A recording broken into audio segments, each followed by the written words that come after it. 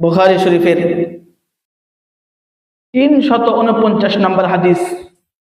আবু যর রাদিয়াল্লাহু তাআলা আনহু সূত্রে বর্ণিত, তিনি বলেন, কান আবু যররিন ইউহাদ্দিসু আন্না রাসূলুল্লাহি সাল্লাল্লাহু আলাইহি ওয়াসাল্লাম, আবু যর রাদিয়াল্লাহু তাআলা আনহু সূত্রে বর্ণিত, তিনি বলেন, রাসূলুল্লাহ সাল্লাল্লাহু আলাইহি ওয়াসাল্লাম তিনি বলেছেন, ফুরিজান সাকফি বাইতি ওয়া আনা বি মক্কা, আমি মক্কার মধ্যে ঘুমন্ত অবস্থায় ছিলাম। এমন অবস্থায় আন সাকফি বাইতি, হঠাৎ করে উপর থেকে ছাদ ফাঁকা হয়ে গেল।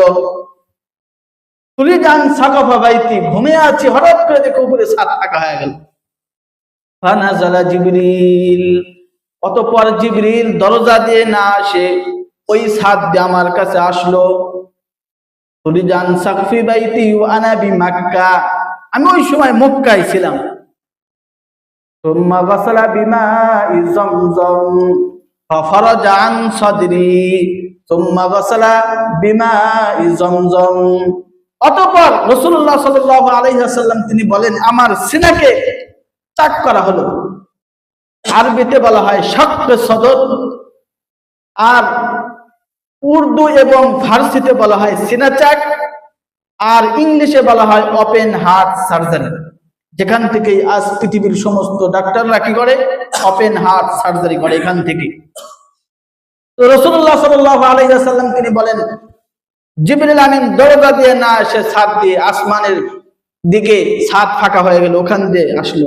এর মানে আজকে যা কিছু হবে সব উল্টা, যা কিছু হবে সব হবে আজকে দুনিয়ার বাইরে উল্টা খেলা হবে আজ। সুম্মা গাসালাহু বিমাই যামযাম, অতঃপর জমজমের পানি আনা হলো।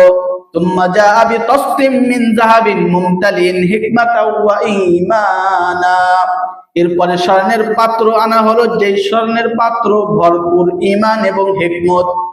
ফাআফরাগাহু ফি সাদরি সুম্মা আতবাকাহু, রাসূলুল্লাহ সাল্লাল্লাহু আলাইহি ওয়াসাল্লাম বলেন, এরপরে ওই স্বর্ণের পাত্র ভরা ঈমান এবং হিকমতকে আমার দিলের ভিতরে ঢেলে দেওয়া হলো, আমার সিনার ভিতরে ঢেলে দেওয়া হলো।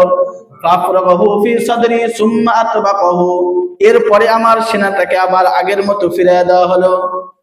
সুম্মা আখাযা বিয়াদি, এরপরে জিবরাইল আমিন আমার হাত ধরলো। সুম্মা আরাজা বি ইলা সামাঈদ দুনিয়া, এরপরে জিবরাইল আমাকে নিয়ে দুনিয়ার আসমানের দিকে রওনা হলো।